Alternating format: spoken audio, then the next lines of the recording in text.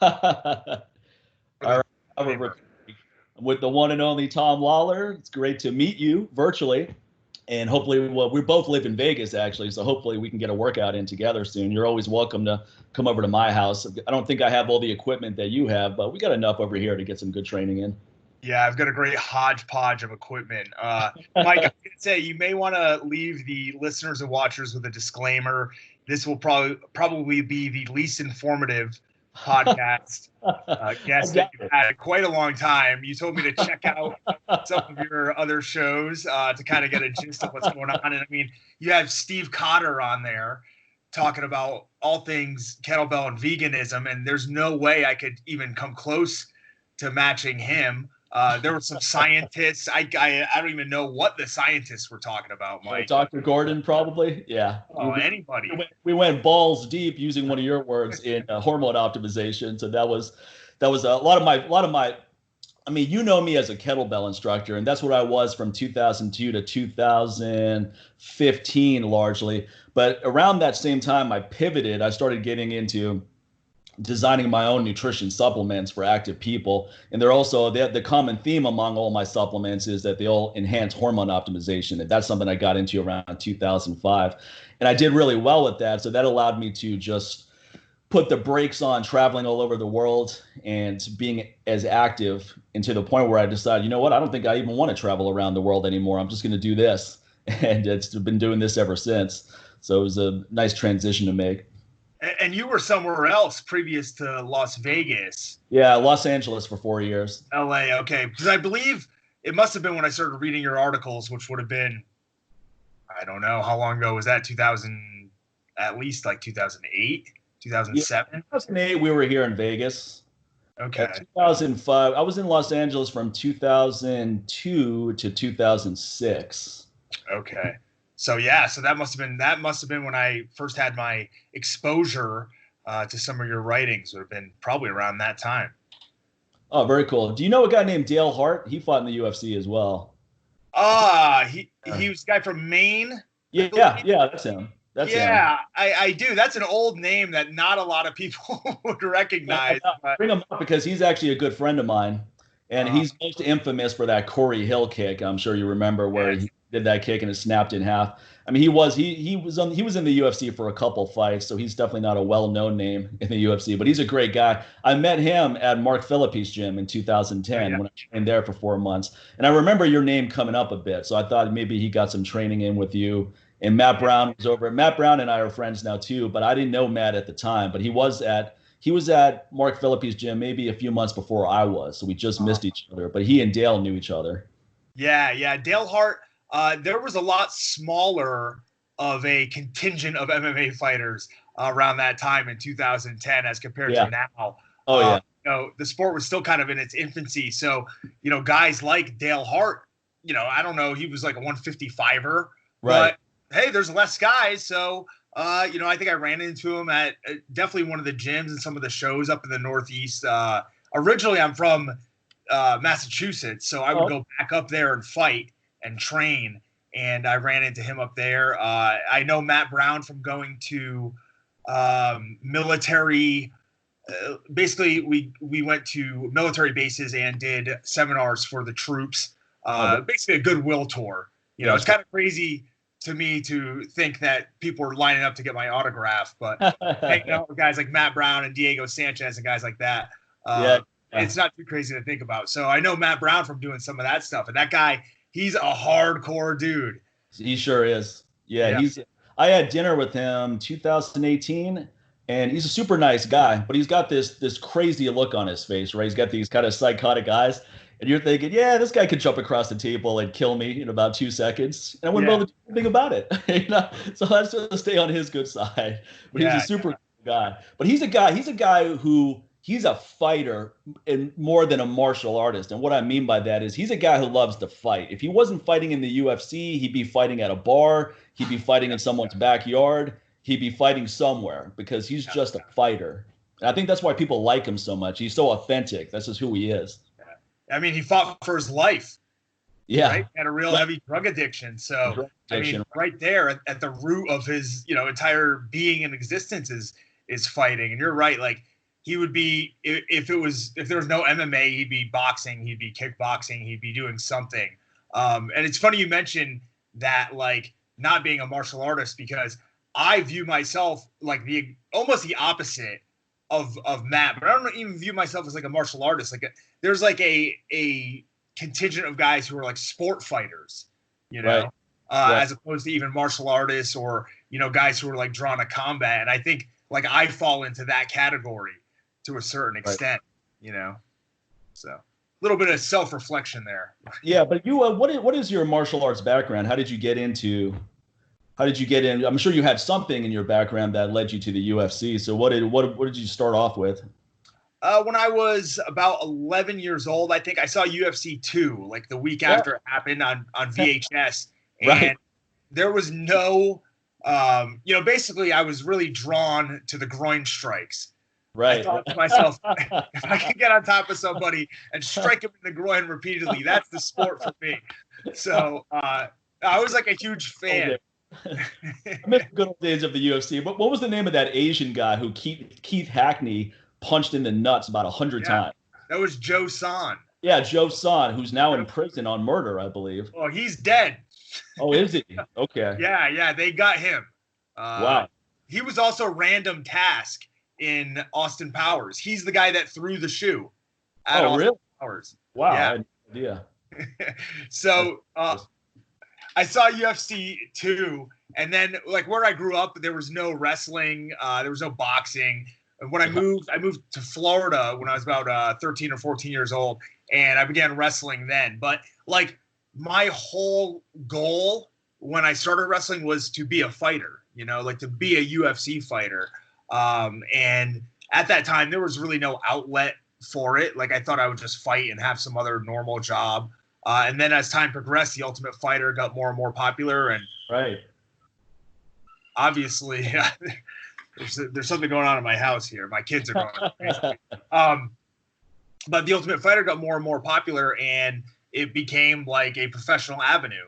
And even more so like it is today. So I had a wrestling background. I was okay.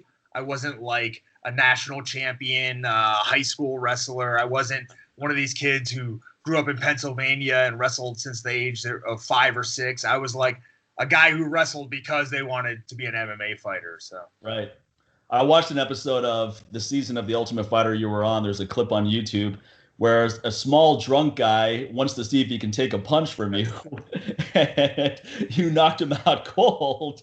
That was pretty vicious. Then he didn't remember even getting hit, so he's like, just see if I could take a hit, not realizing that he did take a hit and he got knocked out cold. So that's got to be a crazy feeling. Have you ever been knocked out where you wake up and you just have no clue where you are? You don't remember the knockout at all?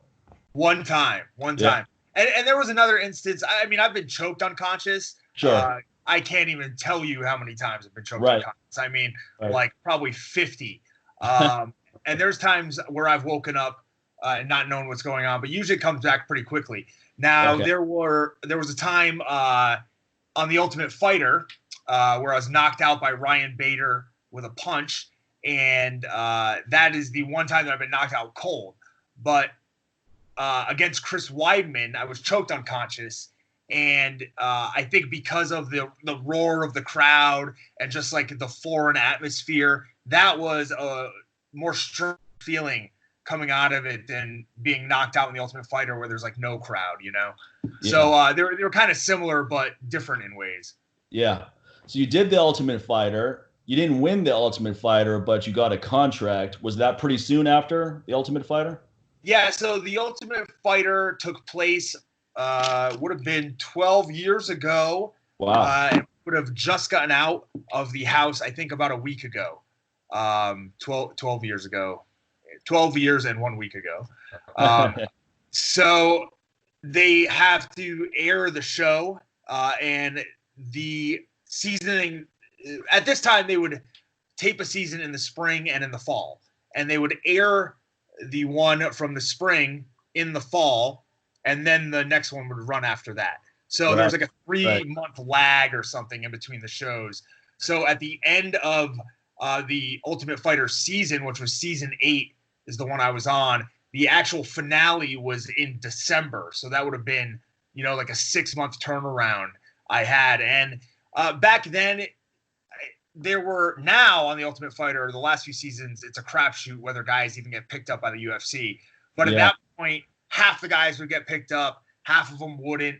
And luckily, I was on a season that had a bunch of idiots, like the guy that wanted to get knocked out in the bathroom. Yeah. And the ratings were really good for that season. So they brought back everybody for the finale. And I ended up winning that fight against all odds. And got a job with the UFC after that. And then you were in the UFC for several years. Yeah, for about 10 years I was under UFC. Oh, wow. Okay, that long. A couple of those I was injured. I had an ACL, MCL, meniscus tear during a fight. The first round of a fight in 2012, I got thrown with a judo throw and tore my knee to shreds, and then won the fight in the second round with a choke. But then I was on the shelf for 2 years, Wow. So I recovered from that, came back, won a fight, lost a fight, and then I was suspended by USADA for human optimization. Do you mind saying what you got suspended for? Ostarine. Okay, that's what I thought. I remembered that. Ostarine is a SARM. A lot of people watching are familiar with SARMs. And SARMs are selective androgen receptor modulators. And Ostarine is actually a pretty cool compound. It actually does help increase strength and ligament health and so forth. But I guess it's on the banned list with the UFC. Well, to be honest, that was the first time that I had heard about it. Did you actually you were taking it, or was it a tainted supplement that had it in it? I still couldn't tell you where it came from. Wow. And the amount that I had was, I believe it was 0.017 picograms. Yeah, that's ridiculous that you got suspended for that. It's nothing. 3 years on the shelf. I was held out, and then I had my contract cut right as my suspension was ending. So I went to the UCLA lab and I watched them take my urine, the B test, watch them take the sample, unfreeze it. It comes out like in a little granulated pebble. Then it gets turned back into liquid somehow and go through all these crazy processes, just knowing that I'm basically like watching my career go down the drain as it's happening. So, oh boy, that's horrible. I mean, that's ridiculous that you got suspended for that, because I mean, you have to take around 25 milligrams every day for at least a month to really get some benefit from it. And if you took that much, it would have registered way higher in any test. I mean, the problem with the supplement industry is that it's a wild west, and I'm in the supplement industry, so I know that. So if you don't have high standards personally, if you don't do internal quality control testing, then there's an opportunity for your products to be tainted. But if you make your products at an FDA approved lab, they're going to look out for things like Ostarine because they don't want to get sued, because Ostarine is a gray area compound. Anyone who sells it, it always says on the label, not for human consumption. So that's their way to get around it. So they go, oh, we're selling this to you for research purposes, as if you're going to give it to a lab rat or something like that. So that's the gray area with all of these SARMs. No nutrition supplement company actually sells it legitimately, where they actually say it's for human consumption and you find it at the Vitamin Shop or Amazon or anywhere like that. So if you use an FDA approved lab, they're going to make sure that substances like that never make it onto their machines, because they don't want to deal with someone like you, for example. You could, if you wanted to sue a company, you said, look, I bought B complex vitamins and I tested positive for Ostarine. And then a lawyer can find out where this was made, and if the manufacturing plant didn't do due diligence, now they're liable.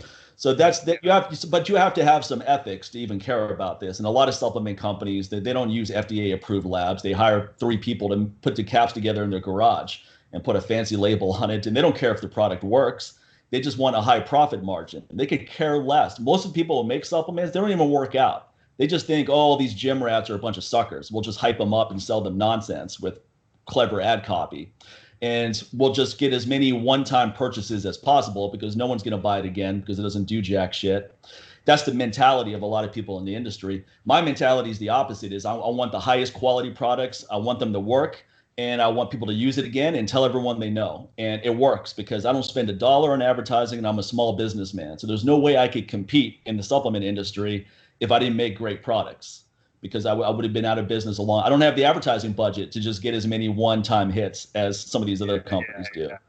But so the challenge, though, is actually finding these. And there's a lot of good supplement companies out there, don't get me wrong, but you have to find them. And when you're someone on the outside, it's hard to know what's good and what isn't.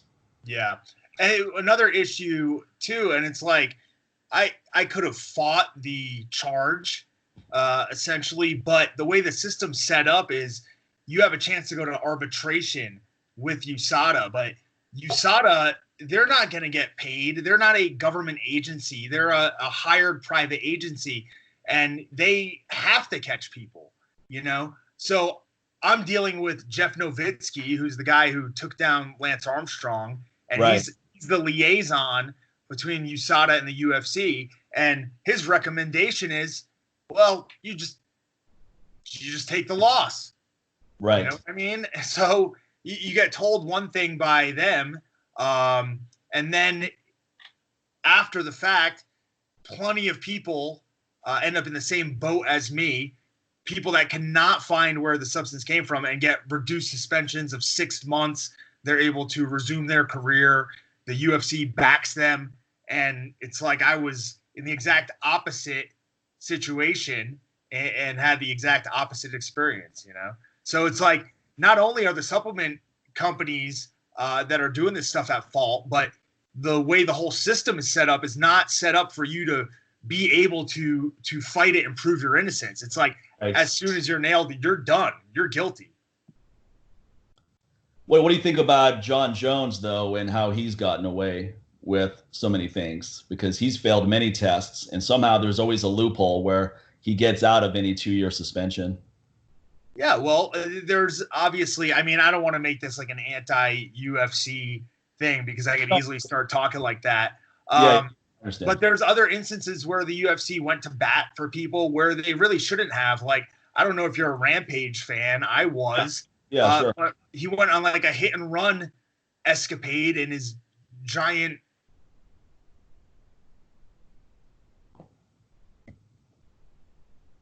the legal defense on that. So, you know, I mean, if they want something to happen, they can make it happen. But there's always going to be collateral damage. There's going to be martyrs. And for somebody like me who was, you know, a mid-card fighter for them, who's at the tail end of their career, age-wise, it doesn't really benefit them to go to bat for me, to keep me on the roster when I'm making probably double what some of the younger guys are making. You know, I understand it from a business decision-wise, but from a morality standpoint, you know, they ruined my life for a few years. So yeah. And this is not a uncommon story. And I've heard similar type stories, and probably not in just the UFC, but in other athletic endeavors as well, other sports, where if you're the top of the food chain, then it's going to be a different set of parameters, a different set of rules that applies. And if you're lower on the totem pole or deemed expendable, there's only going to be so much that they're willing to do for you. It seems like that's just a lesson in life too, that people that have less power are way more vulnerable to being exploited. And people know that who exploit them. They go, okay, this person doesn't have any power. Maybe this person doesn't have any money, so we can do this, and they're not going to be able to retaliate in any meaningful way. So it's unfortunate, but that's just how some things are, unfortunately. So after the UFC, let's fast forward a little bit. I know you fought in a couple other organizations, and you're still fighting now, I believe, right? You're still in, which organization are you with now? Yeah, I had actually, before the pandemic took over, I'd signed with the PFL, which is a Professional Fighters League that does $1 million tournament each year. Oh, so, wow. In my mind, I signed the contract, and I had signed the last MMA contract I will ever sign. I was going to retire at the end of this year, just be done with it. It's been a long time.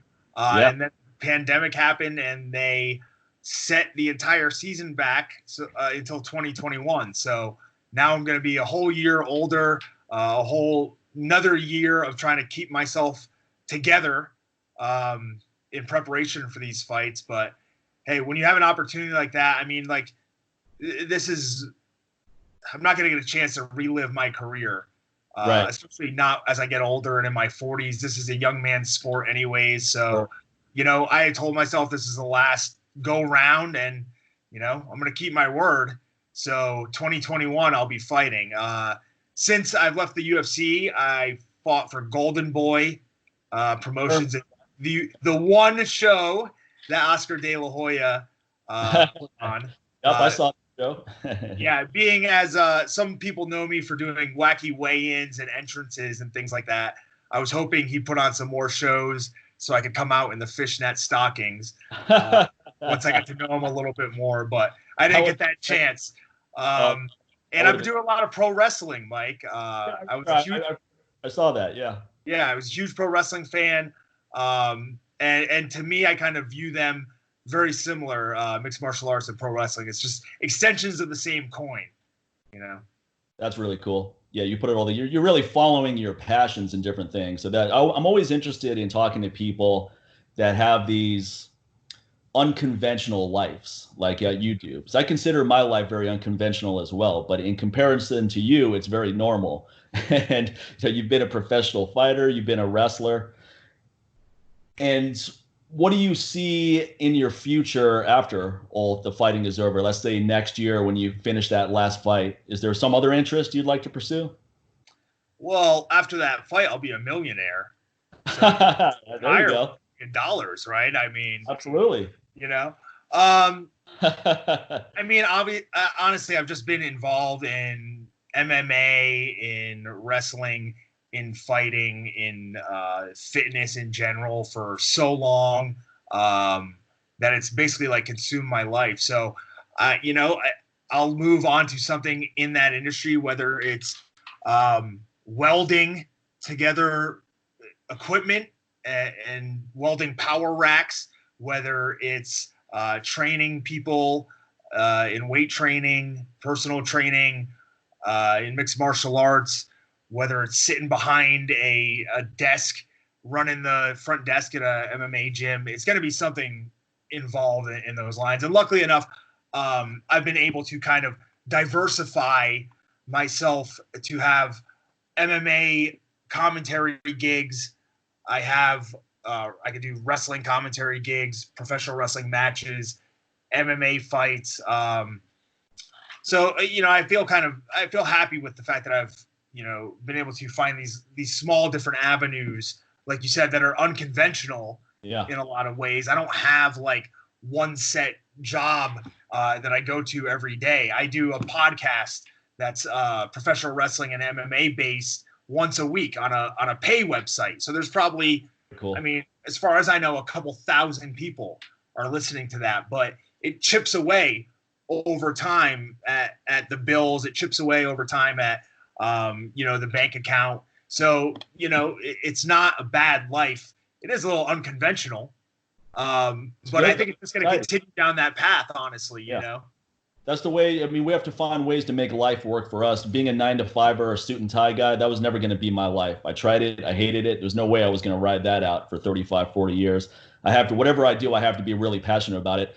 Okay, I'm going to do one thing here. When you're talking, it's like one of those old Asian kung fu movies where what you're saying is not matching. So let me go ahead and stop recording for a second. And then I'm gonna disconnect and then reconnect with you, and we'll see if we can fix this.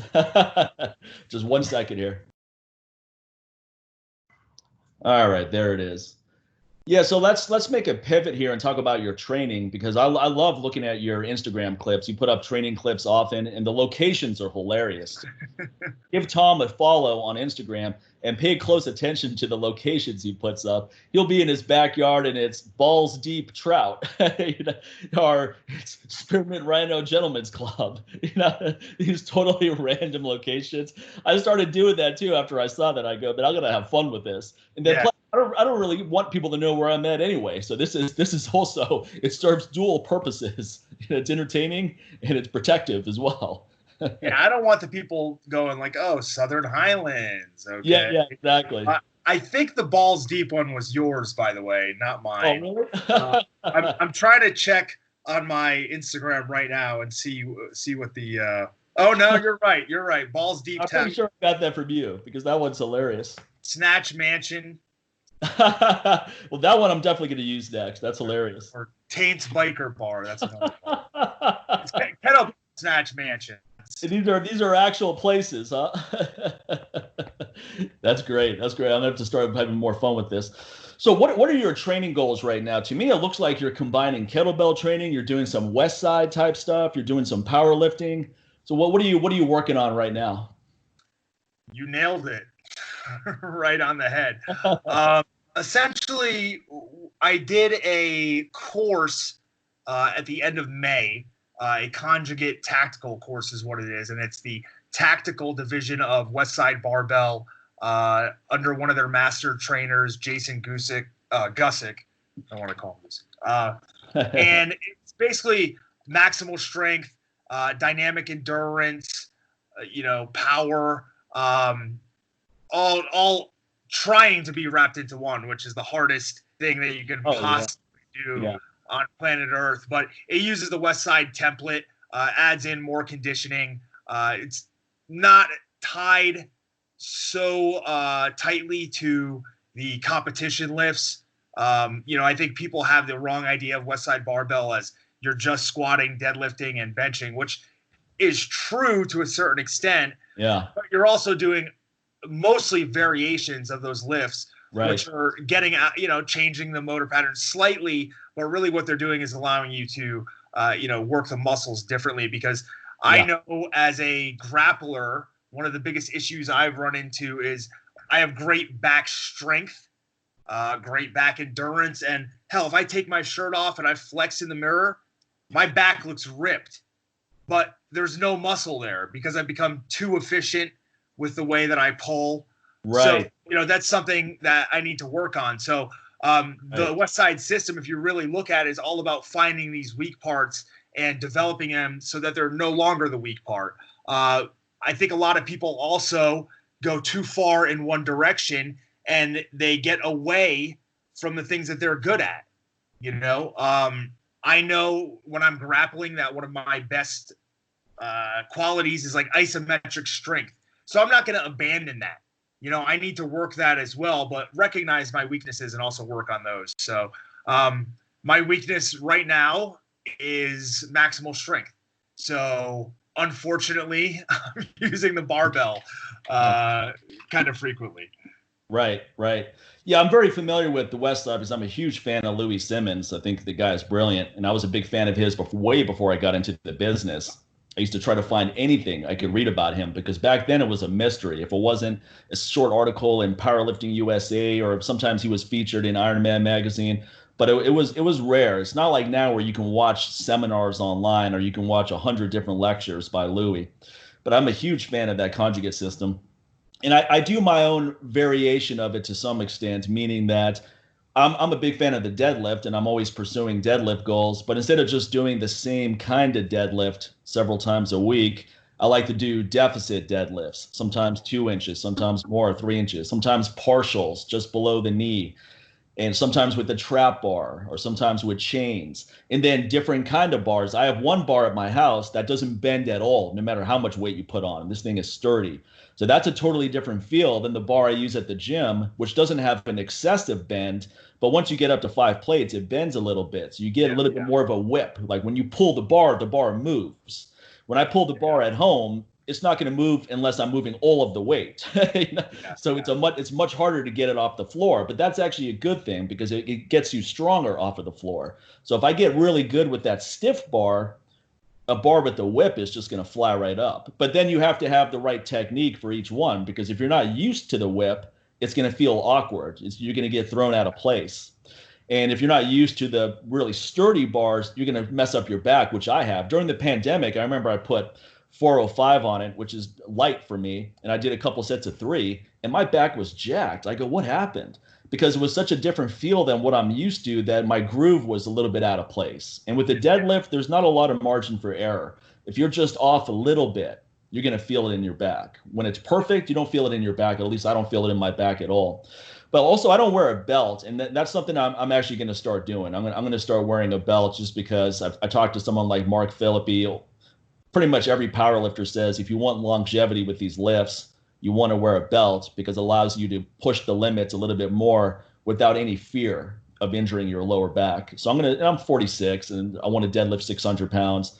So it's obviously I want to stack every card in my favor. That's going to help with that. But do you have any experience with these kind of bars I'm talking about? Like a bar that really bends, that has that. Yeah, like if anybody that's used a deadlift bar. Right. That's what I'm asking. A deadlift bar is so different pulling on it than I have one in I have a Fringe Sport Wonder Bar in my garage is what it is. It's a great bar, multi-purpose bar. I can use it for power lifts. I can use it for Olympic lifts. There's no give on that thing whatsoever. And I'm not saying it's like a Texas Power Bar where it's got, 90,000 plus tensile strength. I don't know what the deal with this thing is, but the weight stays with it the whole time. Very much unlike a deadlift bar. So deadlifting on this bar is terrible for my ego compared to if I grab a deadlift bar or if I grab a trap bar. I'm relatively, and a lot of fighters are like this, I'm very quad dominant, right? So if I get on a trap bar, I can wedge my way in. I can find the right position to get a heavy lift. Whereas with some of the deadlift variations, I can't cheat it,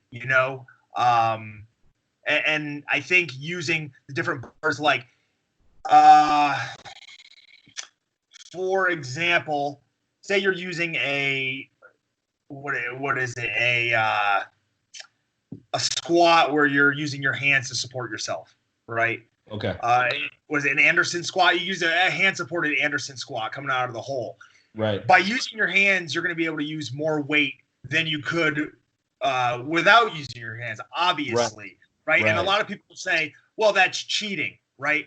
But you're also getting the adaptation out of your body of having more weight, straining, maybe there's a little bit of balance or something taken away, but, you're making up for that with a lot of other qualities. So people have to take into account the different variations and what they're going to do for you and really have to be honest with themselves about where they're weak. I think that's really the biggest issue with training is people look at long distance, ultra distance marathon runners. Look at them. Can you? I can barely find them. They're so skinny, right? And they're not like sprinters. It's not healthy because they're in one avenue, So you have to get outside the box. Sure, you have to be good at what you're good at, but you have to get outside the box as well, Well, what you said about you're so efficient with your grappling that you're not getting any back development from it. Yeah. And I can give an analogy to that, which has the same outcome. And I don't know if you're familiar with kettlebell sport, where they do snatches and clean and jerks for 10 minutes without putting the bells down. Now, some of these lifters use double 70-pound kettlebells, and they can put these things overhead well over 100 times in 10 minutes. And if you heard that, you would think they would be some jacked machine when you meet them in person. And often it's some of them are. Some of them are just, they look like specimens, big quads, everything. But quite a few don't have much muscular development at all. Mm-hmm. And it's because they're so efficient with each rep. And then you rest when you're tired, right? You're not just doing 10 minutes straight, rep after rep after rep. You do 10 reps, you rest in the rack position, you do another, you do some more. So it's very efficient lifting. But the more efficient the lifting is, the less impact it's going to have on physique composition. Yeah. So bodybuilders, they train inefficiently, very slow muscular contractions, right? That's how you get the biggest bicep development. While powerlifters, it's all about the most efficient way to get the bar from point A to point B, whether it's a bench press, squat, or deadlift. So if you can do a sumo deadlift, that's way less development on your legs for the most part than doing conventional, but it takes several inches off the range of motion. So it allows you to lift way more. And when the goal is lift as much as you can by any means necessary, you're going to look for any edge you can get. What about sumo? Is that something you do? I never found it comfortable. So it's not something I ever work in my regimen. Yeah, I go back and forth. I'm more comfortable with a conventional deadlift for sure. Yeah. I have a tough time. Like I said, a lot of fighters are very quad dominant. I'm very much like on the ball of my foot. I'm on the forefront. So it's tough for me to really get like real deep into a hip hinge when my stance is that wide. So yeah, I have to do a bunch of sumo recently, you know. I've been working it more frequently to try to get used to using my hamstrings, it's really my glutes that are a big issue, and my hip flexors, I think. But trying to get those to work and fire. Obviously it makes sense. The American lifestyle, right? Right. See, with sumo, I just find that it's hard for me to get the bar moving with that. It's hard for me to generate power from that wide stance. Even with kettlebells, when I do double swings, I like to swing them on the outside of my knees, not between my feet, for the same reason. Because when I do double swings in between my feet, I have to take a wider stance. And I can do it, but it's not anywhere near as comfortable as outside the knees, where I have this free flowing motion, and I can go on forever there. I mean, the performance with one versus the other is night and day. So I always found that I'm stronger with a closer stance. Even when I do military presses, I don't take a wide stance or even a shoulder width stance. It's less than that. But this is just things you find out from experimentation. But at the same time, you make a good point, as in you can't just always focus on your strengths, because if you're weak in some of those variations, then that's probably something I should work on. So I may have to actually throw sumo in the mix just because I'm not good at it and get better at it. Because there's some carryover to what I like to do. Yeah, I mean, everybody has lifts that they're better at just based on their body type. Right.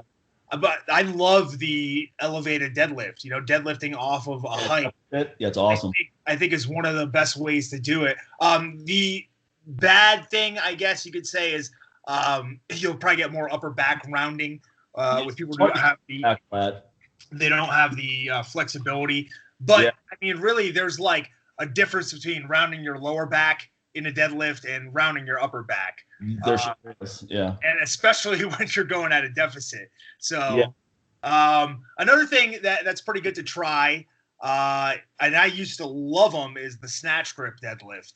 Because if you could snatch grip deadlift, and your feet will probably be pretty close when you're doing it, but I mean, if you could snatch grip deadlift 500 pounds, you're easily going to deadlift 500 pounds close. I mean, it's not even a question about it.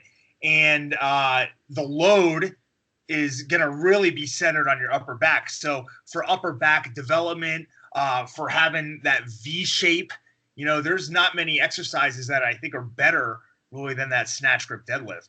That I'm definitely going to have to work in. I'm glad you brought that up. I'm definitely going to add that in. Now, when you do it, you don't do a reverse grip. You keep both hands overhand, I would imagine. Yeah. Double overhand grip. But probably, honestly, like, my grip is pretty weak. I actually just ordered a wrist wrench this past weekend. Yeah. You have one? No, I don't have one, but I've heard of one. Yeah. Okay. Yeah, I ordered one this past weekend. I think I have a relatively weak grip. But yeah, definitely like a double overhand on that one. I remember there was a time in college where there was like some hurricanes down in Florida, and it wiped out the gym at school. So I got like the old probably $250 cage in my garage with 300 pounds of weights. And I got to the point where, 300 pounds of weights, I was probably about 225 at the time. 300 pounds of weights, it's all right. But it got to the point where I had to get really creative with some of the lifts I was doing. And that snatch grip deadlift was one of them that, I mean, it's a killer. Yeah, that one I'm definitely going to try. And also, I'm curious to try that from a deficit as well, because now it almost becomes more of a squatting motion, because you're already going to be lowering the hips more just with the wider grip. But I mean, I'm not going to do this the first time I try it, obviously, but I think once I get comfortable with it. I say that's all you. Like, I know my limits. I may be. Yeah. It's easy for me to say that sitting on the comfort of my couch in my office, going, "Hey, how about this? Let's put a weight vest on too while we're at it. Let's have someone punch me in the back of the head while I'm doing it. Let's really take this thing to the next level." I can help you with that if you need to, Mike. Oh, I'm sure you could. I think I'll skip that. I think I'll skip that one. Yeah, and then what do you do with kettlebells? Is that more for conditioning? Actually, you brought up Garavoy Sport earlier, and I had a guy writing my programs for a while who's a competitor, and he's big, I guess he's big on the Instagram scene with kettlebells. His name's Levi Marquardt, but he's a RKC, but now he competes more give a voice sport, and he was doing my programming for a while. So there was a time I was doing a lot of the snatch test, a lot of Turkish get-ups, both with kettlebells, dumbbells, the barbell, a lot of bent pressing for a while. And I'm kind of mad at myself. A couple of years ago, I broke my arm. Then I guess it would have been like 8 months later, I broke my hand.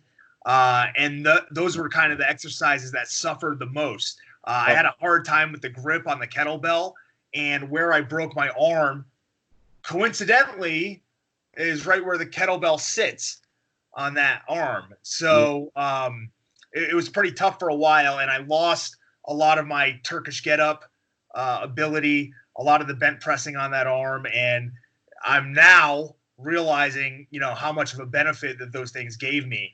And really like realizing how much I lost in this grip. So there's another thing that I'm kind of focusing on once again. But I think the kettlebell snatch is, I don't know if it's the best exercise or my favorite exercise, but I think all grapplers should be doing the kettlebell snatch and the Turkish get up as well. Not like you don't have to do the Turkish get up for a maximum weight. I think a lot of people see guys doing like 60 kilogram bells and want to work up to that weight, but you can get a lot more out of going, a slower, more controlled pace, or doing more reps in that same amount of time as compared to getting a really unwieldy bell overhead where it's a balancing act and your shoulders getting pulled out of whack with the slightest movement. I think you're better off using like a more moderate weight, especially in that exercise. So Yeah, no, I agree with that. It's early in my kettlebell career, I was always chasing. I wanted to do every exercise with the heaviest bells possible. Yeah.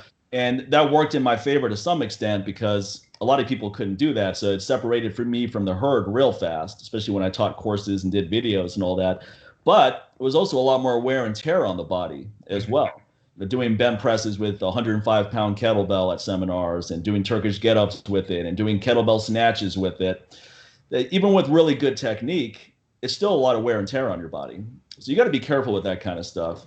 If I would go back in time now, I would probably try to stick with just 70-pound bells and below, because 70 pounds is heavy enough and there's not much of a trade-off. There's not much of a negative trade-off there, especially if your technique is good. You're not going to get it. But when you start getting into these much heavier bells, there's somewhat of a diminishing return if you don't dial it in. Yeah, I actually just picked up a 30 kilogram competition bell. And it's like, I found that, for a while I had the 24 and the 32 because, hey, that's what's recommended, right? Why not go with it? Right. But then, I got a 28 and I realized, okay, it's just too light, just a little bit too light. Yeah. So then I went up to the 30 kilogram because I know the 32 is just too much. So there's a fine line. Sweet spot. Yeah, and it's like, I mean, you find it over time. I've been training forever, so, and it took me this long to find the sweet spot on that kettlebell that I need right now. But it's not always about using the hardest implement, as far as like heaviest implement, I should say. Right. A lot of times it is about using the hardest implement because that's what your body probably needs. Oh, yeah. No doubt. Yeah, I started doing a lot more kettlebell stuff during the pandemic, and I've got a bunch of kettlebells at the house, obviously. And it actually felt good to really do them. I haven't done some of those movements for a while since I stopped teaching. And once I got back up to pressing double 70-pound bells overhead relatively easily, all of a sudden I started thinking, okay, let's get back up to double 88s. Yeah. Once I hit 79s, I could feel where this was going. Like that didn't feel bad, but it was much harder on the body than, let's say, double 70s are. Double 70s are very comfortable. I could do sets all day long, no big thing. But 79s, which is not that much heavier, at least it doesn't sound that much heavier. It's about 10 pounds heavier each bell. All of a sudden, you feel the difference in your body. You feel the wear and tear on it. So now I'm thinking, I don't need to go back to 88s anytime soon, because what's the point? I'm just going to do something I've already done. It's like, okay, I'm going to work back up to something I did years ago. So what? I'm focused on different things now. And for what benefits? What if I develop some serious injury from that? Because I've already got osteoarthritis in my left elbow and a little bit in my right elbow, and the left elbow doesn't fully extend. So I have to be really careful with anything where I have to lock out a bell because it puts a lot of pressure on that joint since it's not fully extended. So I don't do Turkish get-ups and windmills, and I don't do kettlebell snatches often anymore either because of that. I mainly stick to double swings, which is one of my favorite moves anyway. And then I do overhead presses, but I don't hold the lockout forever. I fixate it and then let the bells drop back down. So you just have to find these modifications as you go along. But I love the way kettlebell overhead presses feel. It's my favorite way to do an overhead press. I prefer it much more so than dumbbells or a barbell. It just has a nice groove where you can just get everything locked in and just pop it right off the body. You connect it to the body, you drive it off the body. It just feels really good. And then you get nice shoulder development from it as well. So it's just in a couple of weeks, you notice a difference in shoulder development. At least I did from doing double overhead presses. Now you use a full body split, essentially. Is that right? From what I can tell? Whenever I train, I do pretty much full body. So that's basically, I always say 5 pillars: upper body press, upper body pull, lower body press, lower body pull, core work. So an example would be, let's say at the gym, incline dumbbells, that's upper body press, ring pull-ups, upper body pull.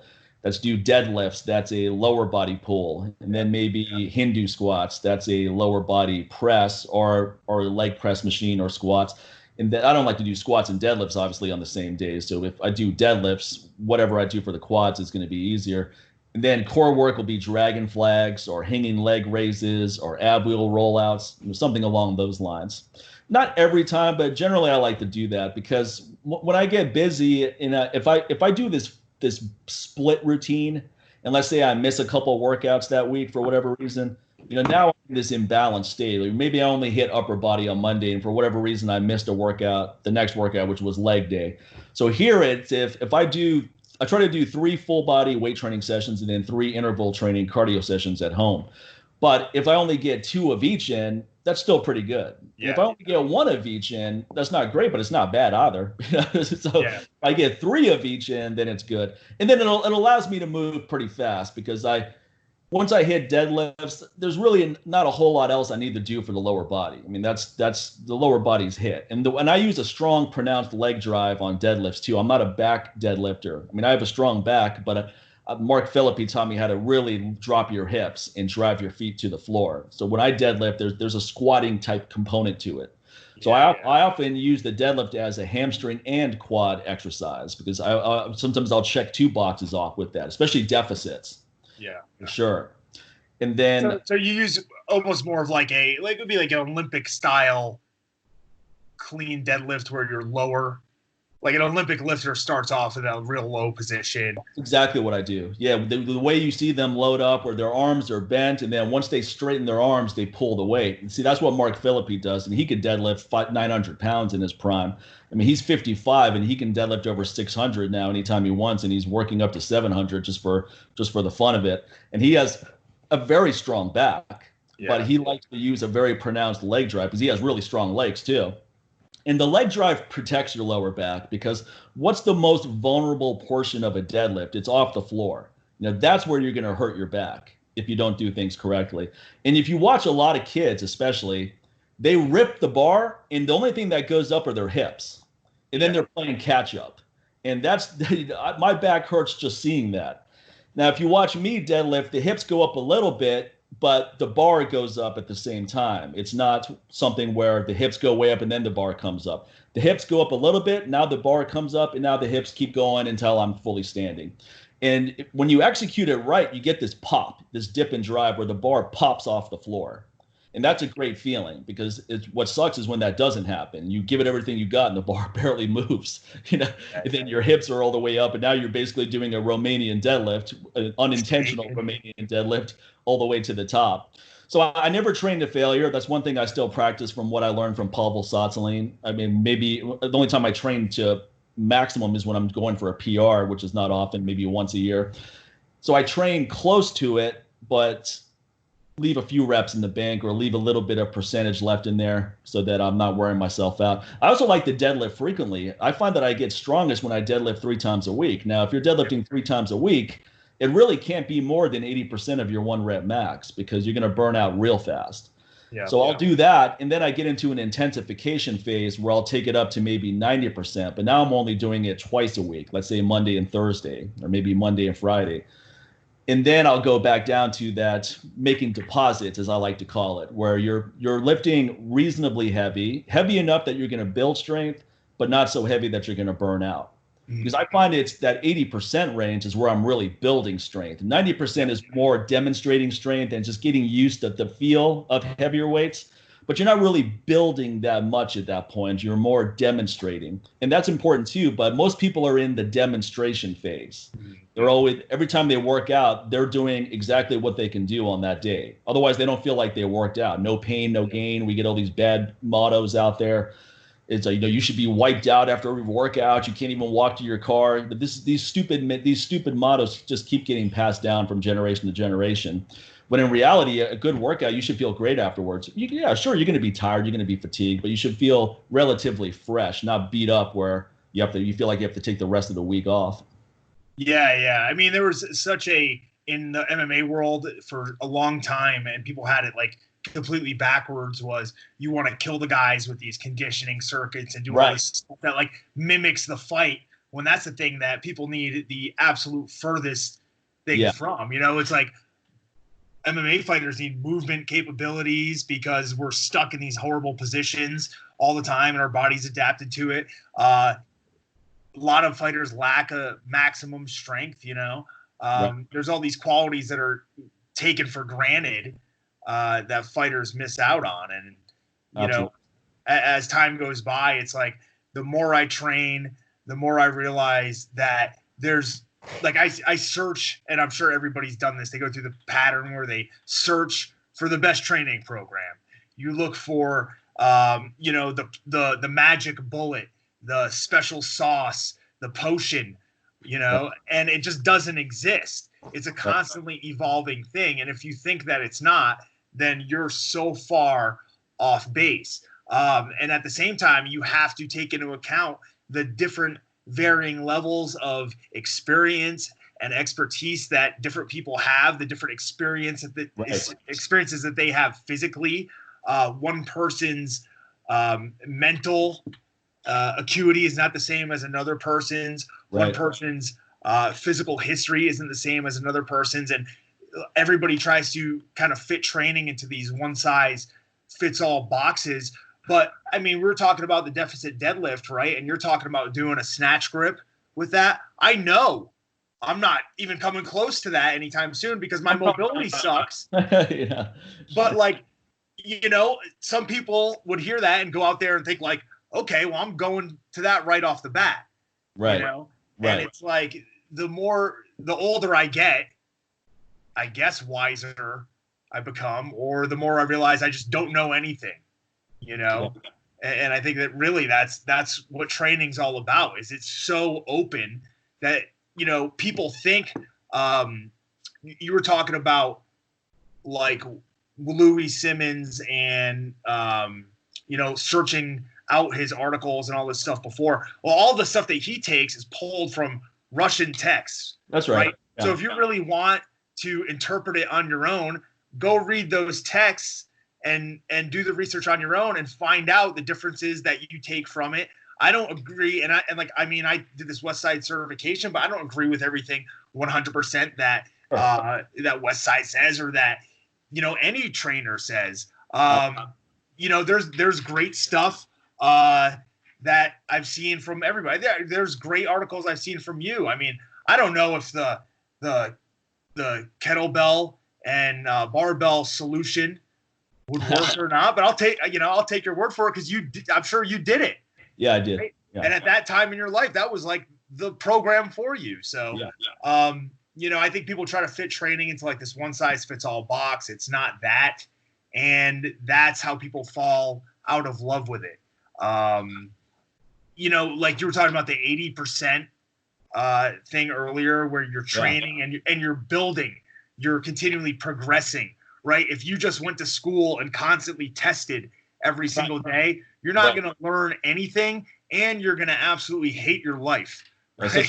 It's too stressful. Yeah. It's not worth it. It's horrible. Yeah, and a lot of people want to make training that, and it doesn't have to be that. You can progress over time at that 80% and inch your way up to 90%, not kill yourself, have a great day, come back in a few days and do it again. And everybody's going to have a little bit different way to do that. And it's up to them to kind of like find that, there's definitely wrong ways to do it, but everybody's journey is going to be a little different. Yeah.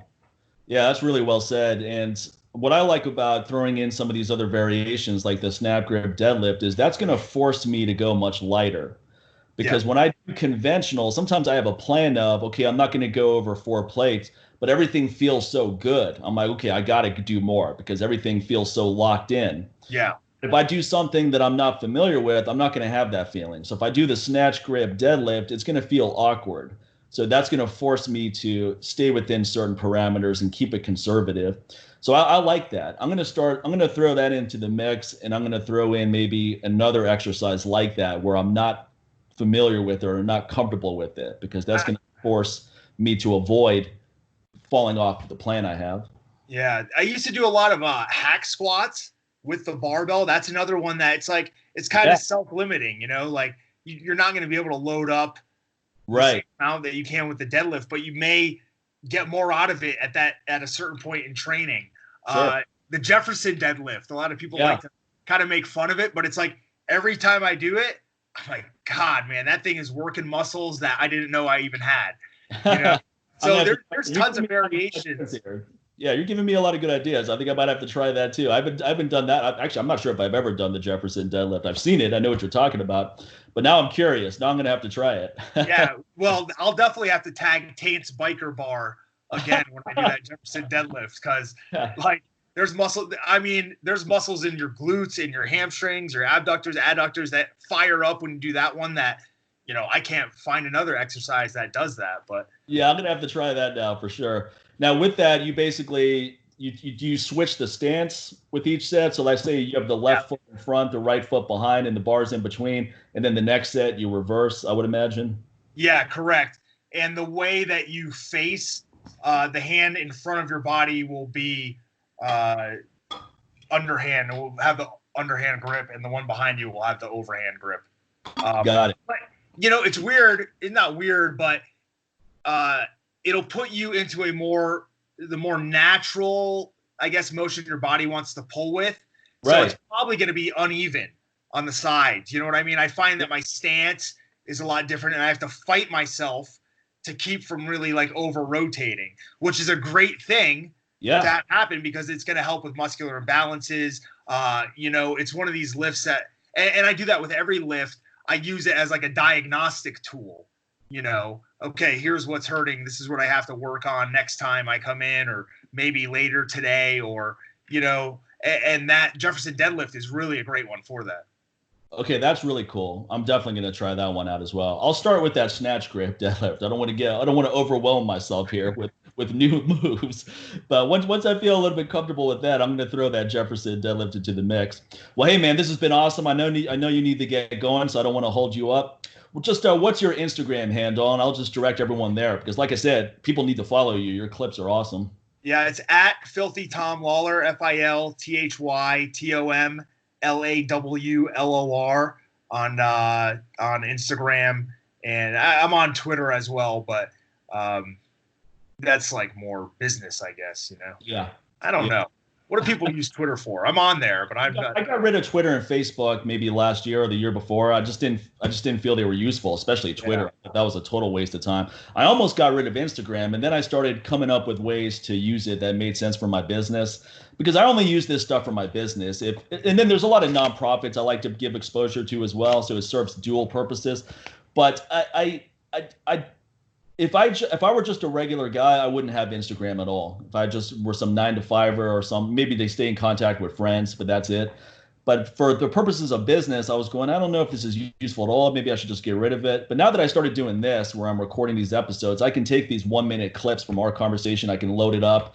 I'm doing these little motivational type things where I'm just talking on a topic for a couple of minutes. So I'm coming up with ways now that make sense. I put up training clips from time to time.